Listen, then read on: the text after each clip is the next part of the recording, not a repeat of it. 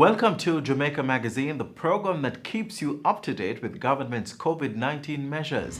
Once it is that they come off, they will be sampled. The samples will be collected from them, and then quarantine orders will be served. The app will have a geofencing feature in there that pings the person in a specific location every 30 minutes. We hear from recipients of the We Care Compassionate Grant. There's so much more, so stay with us.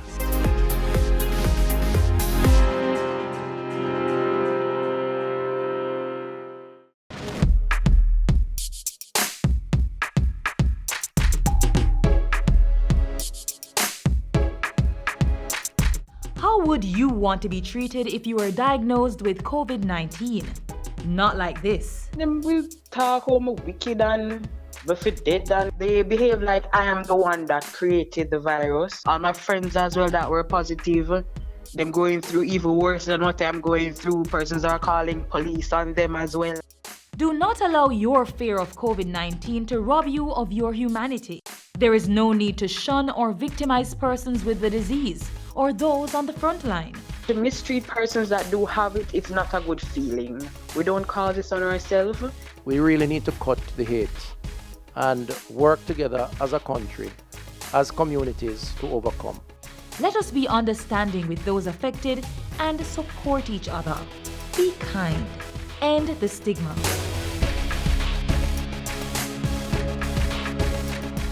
Just in case you missed the main points of the Ministry of Health and Wellness's latest press briefing, here's a recap.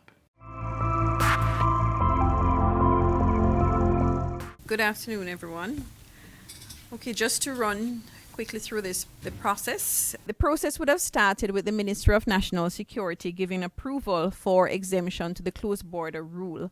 Once that was done, the ship is required to submit a certain amount of documents that looks at the crew and the passengers on the ship, whether there's any illness on the ship, and if there are any incidents during the passage of the ship, where the ship is coming from, and all the ports that it has called at.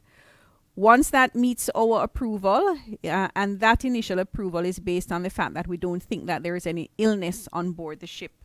Once that meets our approval, then the ship is allowed to come into port.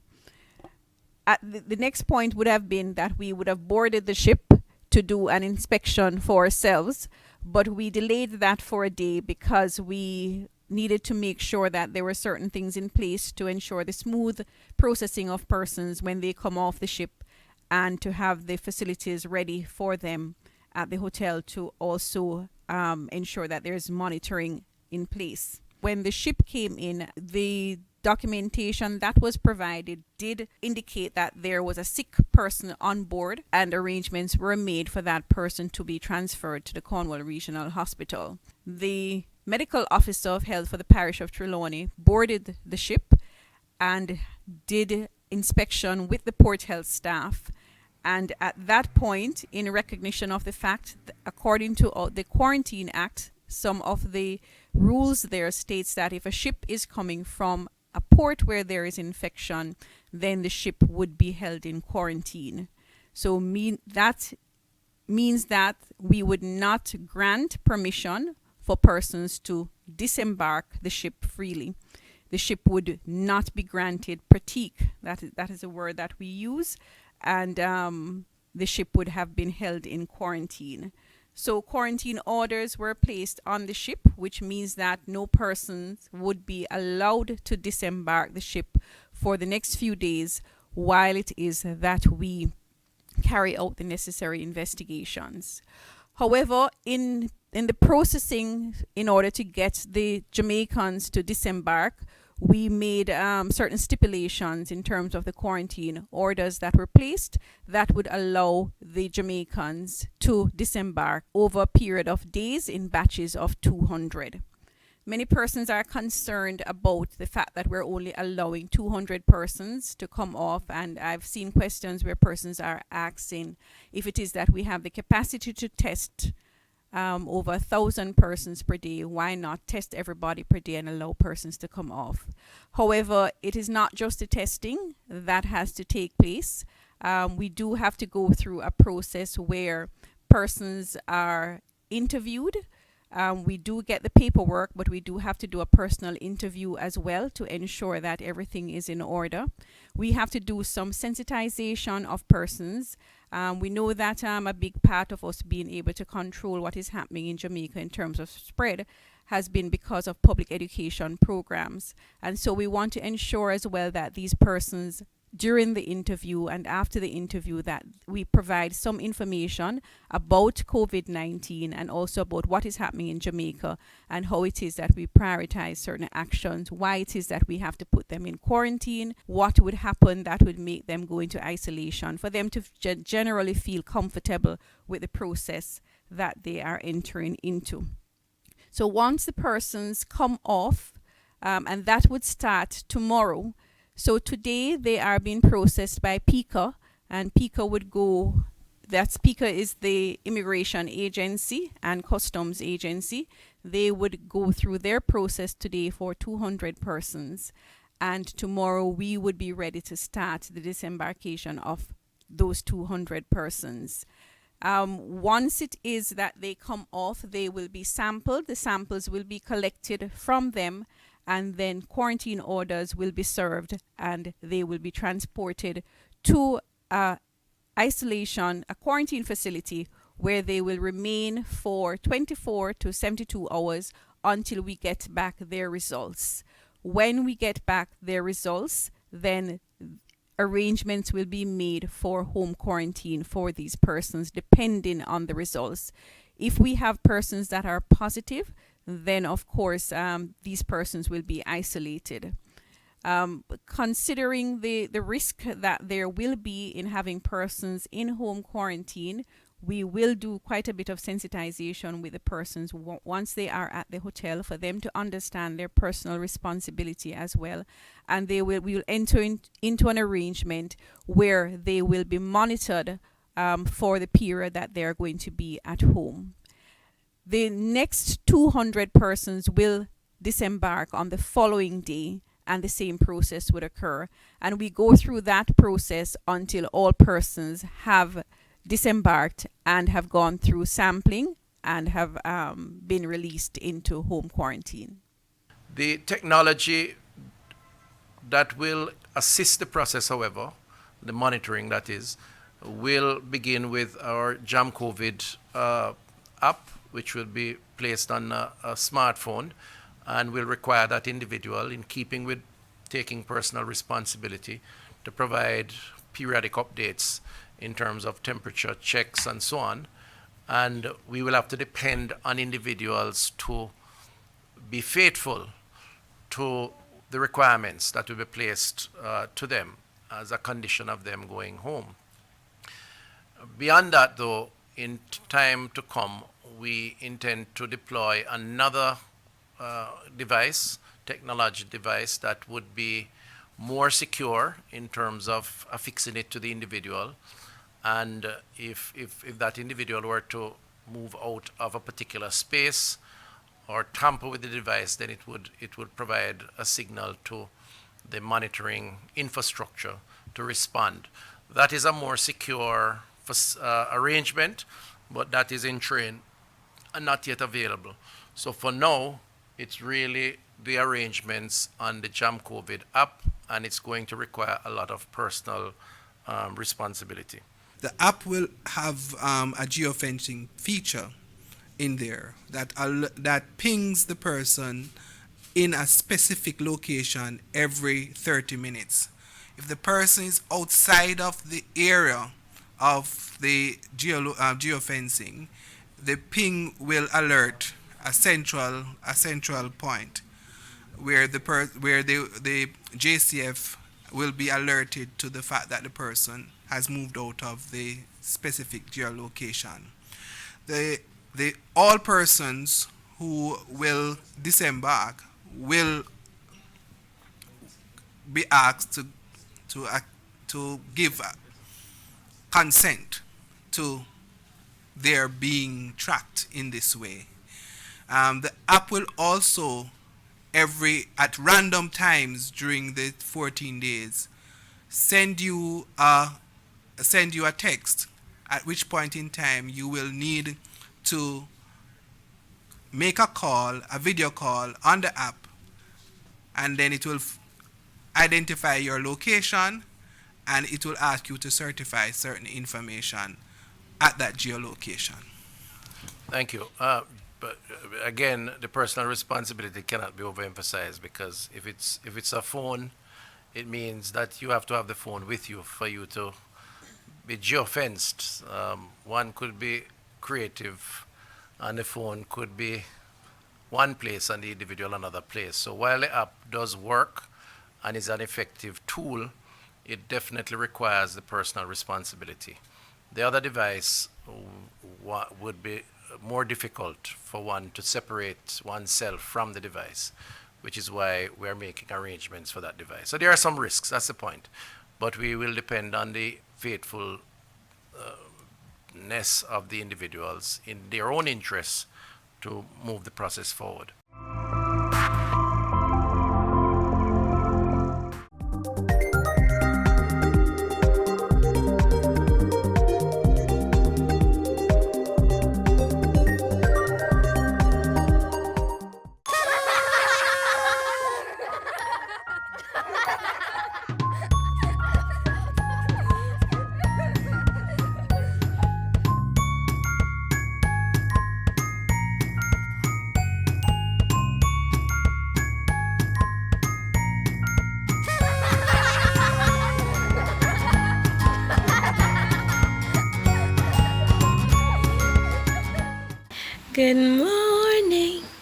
Good morning to you. Good morning, baby. Good morning.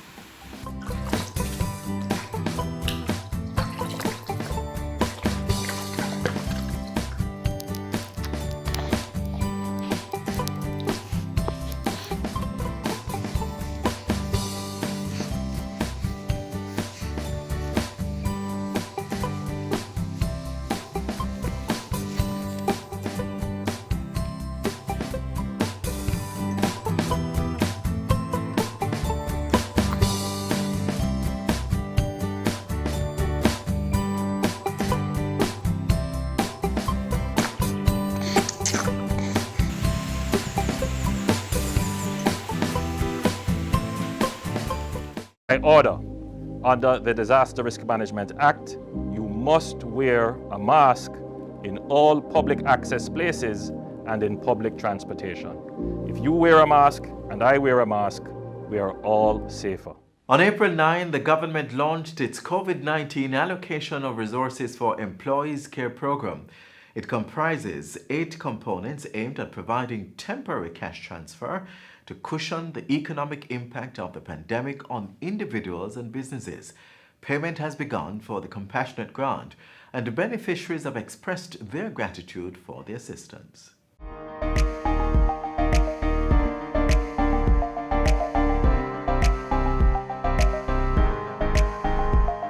Jamaicans have been lining up to collect their share of the $2.65 billion in compassionate grants being disbursed under the government's COVID Allocation of Resources for Employees Care program. This is one of 8 components under the program geared at providing temporary cash transfers to cushion the economic impact of the pandemic on individuals and businesses.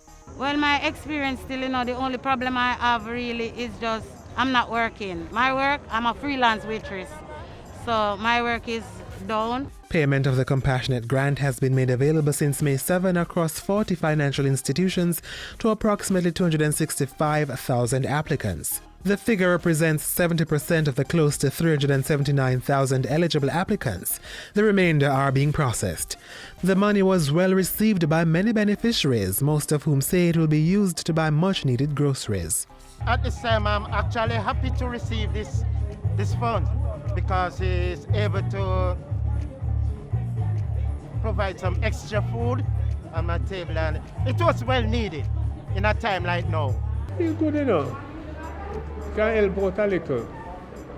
I'm going to really buy some little stuff with it, like some rice and flour and some tin mackerel and them stuff. Yeah. It go a long way. Yes, I'm grateful for it. Even if I didn't get any, so long somebody well in need of it, get it, I'm good. I give God thanks, because He can do me a lot. I need a bag to go to church, and I'm going to buy a bag to go to church. Rest I buy stuff to put into my house for my kids them. I can say I'm grateful for this money, and knowing me, I'm going to rinse it, turn it, I'm going to do whatever I should do. That, grateful, good for my son and me. Finance Minister Dr. Nigel Clark says over 159,000 applicants opted to collect their compassionate grant at a remittance outlet, which has caused overcrowding at institutions. We had over 110,000 people across Jamaica select to receive their grant through the Western Union outlet. So the government is working with Western Union to make the experience a comfortable one for Jamaicans. As a result, Grace Kennedy Money Services teamed up with the government to set up a massive payout point at the National Stadium car park through its Western Union subsidiary. We have this big car park, and when we looked around for a safe environment where we could have our teller operations, where people could pay out money, then we realized that this would be the perfect place. The Ministry of Health came in and they discussed with us some areas that where we could improve, and we have implemented those improvements today. These include using the National Arena as a payment outlet for vulnerable groups such as the elderly, persons with disability, mothers and infants, and those who are pregnant. Also, chairs were placed 6 feet apart to maintain social distance. To make the process even smoother, persons attached to the Housing Opportunity Production and Employment Hope program were engaged to assist with pre-screening. We are supposed to be helping the elderly, pregnant people, and the general public in ensuring that they have the right CRN, then their ID and the right tracking number, and that their money is being paid to Western Union. Persons who showed up to the National Stadium to collect their payouts found the process simple and convenient. Well, you see that system here, sir? Smooth and other as a system outside.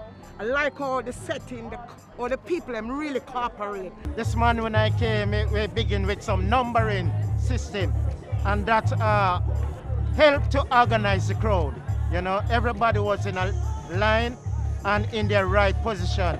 So I think if they practice this kind of way, it will be easier in the long run. So I think we are moving in the right direction. I'm pleased that with the CARE program, where we are assisting in this time of COVID, that Jamaicans are able to benefit and also to receive their cash transfer in an atmosphere of comfort and dignity. Meanwhile, government is working to smooth out the collection process in other densely populated areas. We're now going to have to address other areas like Spanish Town and Portmore, and we're going to be having discussions as to how we are going to work on improving the other areas outside of Kingston. Aside from increasing collection locations, the government has extended the collection period, which is expected to minimize the rush. Your compassionate grant has been paid over to the remittance company that you selected on your behalf. And your compassionate grant will be with your remittance company until the 30th of June. So that gives you all of May and all of June to collect your compassionate grant. If you will be collecting your compassionate grant between now and June 30, remember you will need a valid government-issued ID such as your driver's license, passport or voter's ID, your tax registration number TRN, and your CARE reference number. And remember to wear your mask and observe physical distancing rules. For more information, contact the Ministry of Finance and the Public Service toll-free at 888-4-WE-CARE. That's 888-493-2273.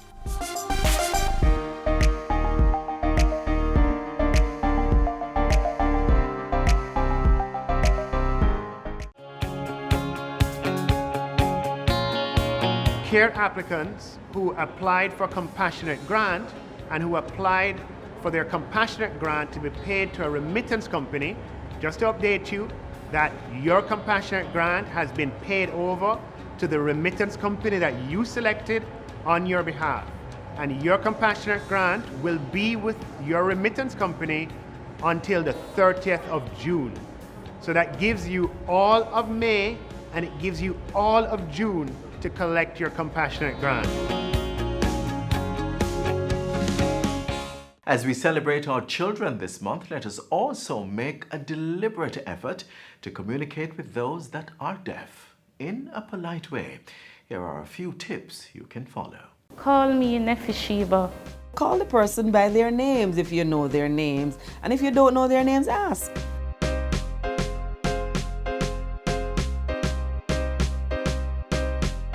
I recall when I was growing up, disability was not a word.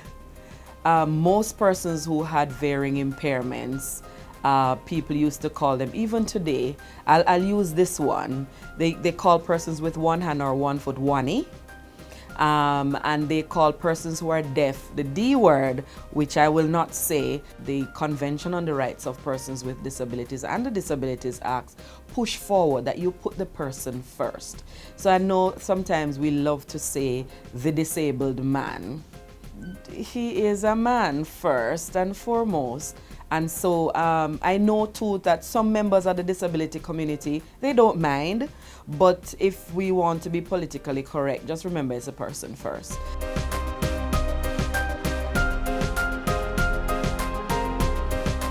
I know many of our children and youths and even adults, they face labeling in their communities. And one of the derogatory terms that people would use to describe them is that you're retard or you're retarded. And those are terms that, you know, emotionally, they hurt persons with intellectual disability because you're seeing the person with a condition and not the person. I am Hanaki. They are also referred to as handicapped. Don't call me that. Don't call me that. But we all know that what we refer to as a handicap is a barrier that you place. It can be a physical barrier, it can be an attitudinal barrier that you place on the person, you know, but the person is not a handicap. Anybody with a disability is a person first. And so you address the person. Do you, the tall person? No. You would call the person by him or her, by his or her name. So address the persons by their names. You might say that, but the person is deaf, I can't sign. Ask them, maybe they can write, or maybe they can lip it, you know, and you figure it out together. Or if someone is in the space, they can maybe tell you, but ask. It's always nice to ask. And people who are blind are not necessarily deaf. So we do not need to shout and, you know, scream if it's a person who is blind. They can hear and they can speak. It's a challenge, but for most persons will find the term visually impaired acceptable. People have many ways of referring to persons who are blind, which, you know, we in the blind community will find quite derogatory, right? There are terms that people use, you know, sometimes, you know, the tease of the other children, for example, you know, referring to them as bat or blind bat, or blinky, or cast eye, or, you know, those terms obviously are not acceptable terms and are you know, not terms of endearment at all. I recently went to a function and the question was asked in the room, what do you think, what are the words that come to mind when you hear the word deaf? And everybody, you know, in the audience sought to say, no hearing, discriminated against, and all those kinds of words. And the deaf person said, what about champion? What about an achiever? What about a motivator? What about those positive words that we refer to others in society as?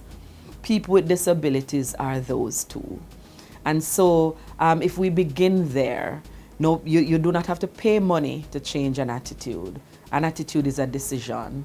And so if Jamaicans, out of understanding that people with disabilities are people and they have capabilities, abilities like everybody else, then I think that will be a humongous achievement, because it will then have a ripple effect on everything else that happens in society. We are just like you.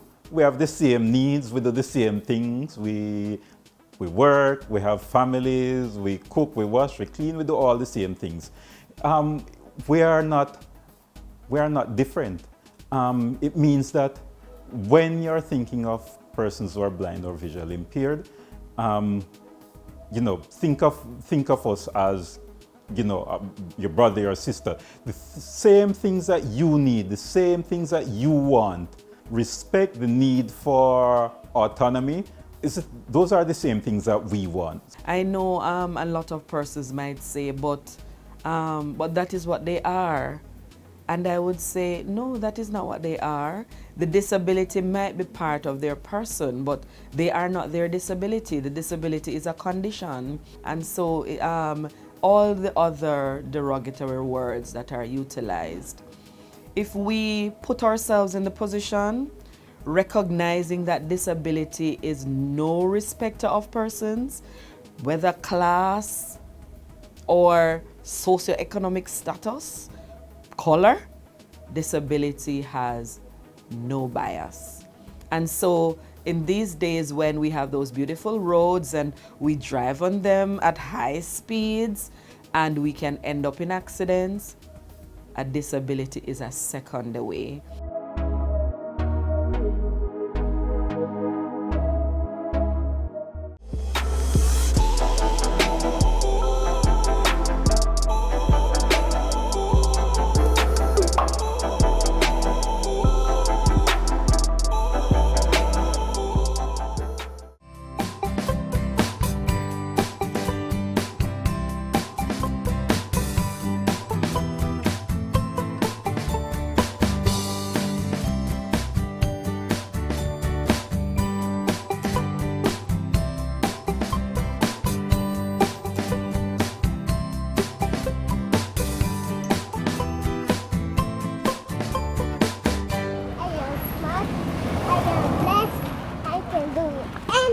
Again.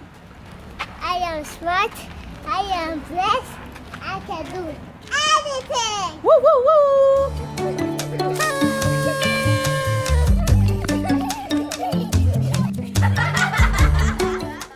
This is where our journey ends, but only for today. Do join us again tomorrow when we'll bring you another informative program. In the meantime, stay connected via our website, jis.gov.jm.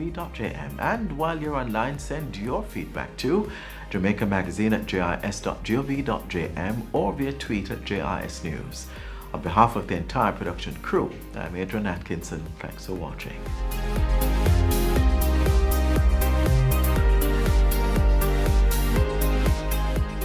This has been a production of the Jamaica Information Service, the voice of Jamaica.